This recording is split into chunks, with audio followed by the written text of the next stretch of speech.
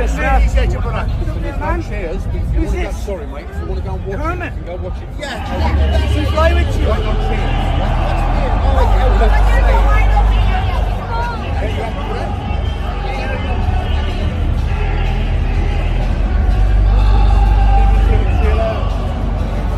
See you later, bro. Next month, a fellow Irishman, Ian Machado Garry, fights for a belt. How special would it be for Ireland to have two champions? You know, all I see, all I feel, all I hear is God. And I'm blessed. We're all blessed here today, and I appreciate every single one of you and all that's going on. I appreciate the UFC, I appreciate Dane, I appreciate my opponents. And they're all my opponents up here. Don't get it twisted. You know, they're all angling for a fight with the big boss. Let's be real. On the Machado fella.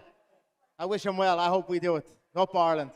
You say you want to be the triple champ, but what happens if Ian Garry wins the title against Islam Makhachev? Would you fight Ian Garry or not? No problem. No problemo, as they say in Brazil.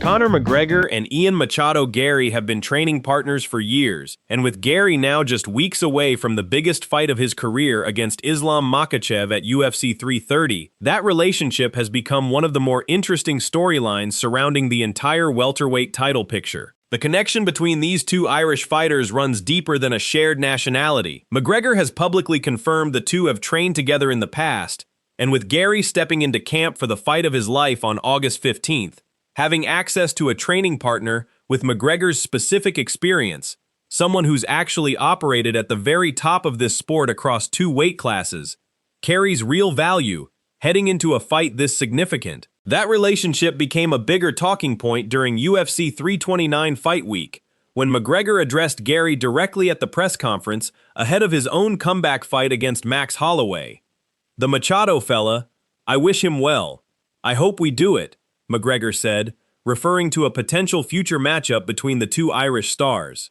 He went further, making his intentions explicit if Garry manages to pull off the upset against Makhachev. "If Ian Machado Garry beats Islam Makhachev at UFC 330, I am ready to fight Garry. No problem. No problemo, as they say in Brazil." That's a notable public commitment from a fighter of McGregor's stature, effectively positioning himself as next in line for Ireland's newest potential UFC champion. It also explains part of why McGregor's continued presence around Garry's camp carries weight beyond simple friendship or shared nationality. A future McGregor versus Garry super fight contingent entirely on Garry beating the consensus #1 pound-for-pound fighter in the world has become a real storyline the UFC and both fighters clearly have incentive to build toward.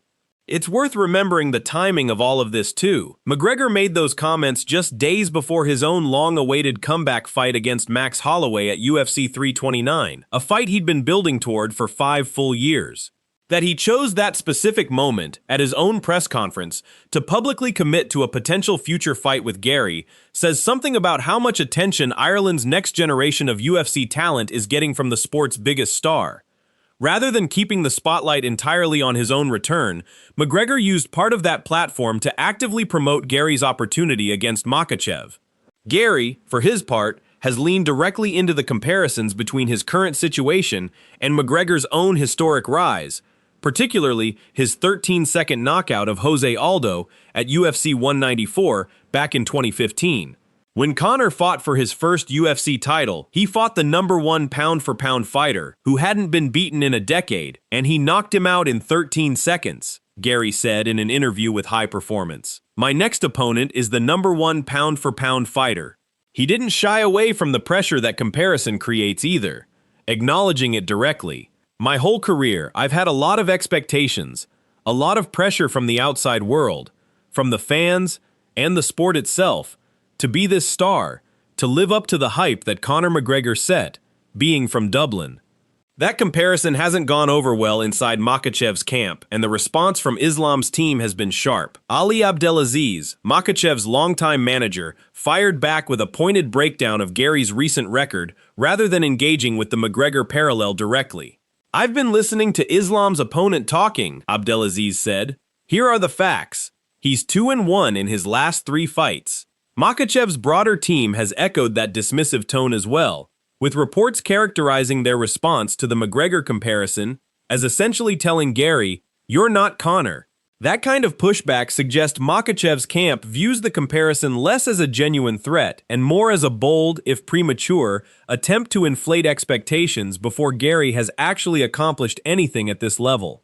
Garry has earned this opportunity on merit regardless of how the McGregor comparisons are received, though. His path to this title shot ran through wins over Bilal Muhammad, Carlos Prates, and Michael Page, a genuinely strong recent stretch that made him impossible for the UFC to overlook, even accounting for the promotional attention his profile and nationality naturally attract. He's primarily a striker, and his path to the belt almost certainly depends on keeping the fight standing and creating counter-striking opportunities whenever Makhachev's characteristic forward pressure opens a window. That's exactly the kind of specific, technical challenge where training alongside someone like McGregor could genuinely matter. McGregor himself has talked at length about the caliber of training he's put together for his own camps, describing his UFC 329 preparation as producing more knockouts of sparring partners than any camp in his career. "I've had some tough fights behind the scenes," McGregor said in an interview with Smashcast. "I've been very secretive about my training. I've not uploaded clips of anything, but I'll give you this. I've knocked out more people in this camp than I've ever knocked out." That level of sparring intensity and McGregor's own experience operating at elite championship levels across 2 divisions gives him a rare perspective to offer a fellow Irish fighter facing this kind of pressure for the first time. Makhachev's own camp, meanwhile, has taken a notably different, more targeted approach to preparing for Garry's specific style. Rather than relying on general high-level sparring, Makhachev enlisted Spain's Joel Alvarez and teammate Usman Nurmagomedov specifically to replicate Garry's frame and distance management, according to reports out of camp. Alvarez, an 8-3 UFC fighter, has previously described role-playing as Makhachev and Khabib Nurmagomedov in sparring sessions himself, giving him unique insight into exactly the kind of preparation Makhachev's team demands. That level of specific, tailored camp planning underscores just how seriously Makhachev's side is treating Garry's height, range, and movement as a genuine stylistic puzzle, even while remaining heavy favorites heading into August 15th. The contrast between these 2 camp approaches is worth sitting with. Makhachev's team built out an entire simulation of Garry's specific physical tools using multiple training partners recruited for that exact purpose. Garry's preparation, by comparison, has leaned partly on the accumulated experience of a training partner in McGregor, who's actually lived through championship pressure at this level before. Someone who can speak to the mental and tactical demands of a career-defining fight from first-hand experience rather than pure simulation. There's also the matter of what a Garry victory would actually mean for both men individually. For Garry, beating Makhachev wouldn't just be the biggest win of his career. It would immediately validate every comparison to McGregor's legendary rise, transforming him from a promising, confident contender into a genuine global superstar overnight. For McGregor, Garry's win sets up exactly the kind of super fight he's already publicly committed to pursuing, a matchup between 2 of Ireland's biggest UFC stars that would likely generate enormous business numbers regardless of styles or records, given how much box office pull both men individually command. None of this guarantees anything on fight night, of course. Makhachev enters UFC 330 riding a 16-fight winning streak, tied for the longest active run in UFC history, with wins over some of the most dangerous strikers and grapplers the sport has ever produced. His chain wrestling and suffocating top control have proven nearly impossible for elite opponents to solve across 2 full weight classes. Garry's path to victory, built on range, movement, and counter-striking, remains genuinely difficult to execute for a full 25 minutes against a fighter this disciplined and well-prepared. But the storylines swirling around this fight, McGregor's training relationship with Garry, his public commitment to fight the winner, Garry's willingness to invite direct comparisons to McGregor's own legendary rise, and Makhachev's camp's pointed rejection of that comparison have combined to make UFC 330 about far more than just a standard welterweight title defense. This is a fight with real stakes attached to Ireland's entire MMA future, playing out against the backdrop of one of the most dominant championship runs the sport has ever seen. So where does this actually leave things heading into Philadelphia? Garry has real tools and a legitimate path to the upset, backed by a training camp that includes real championship-level experience from a fighter who's walked this exact road before. Makhachev has an equally tailored camp built specifically to neutralize those exact tools, along with a resume that speaks for itself. And somewhere in the background, Conor McGregor is watching closely, fully aware that a Garry win puts his own name directly back into the biggest storyline in Irish MMA history. What's your prediction for this one? Does McGregor's influence and experience give Garry the edge he needs to pull off the upset, or does Makhachev's specifically tailored camp prove too much to overcome? Whatever happens on August 15th, it's clear this fight carries stakes well beyond a single welterweight title defense, with the future of Irish MMA and a potential McGregor super fight both hanging in the balance.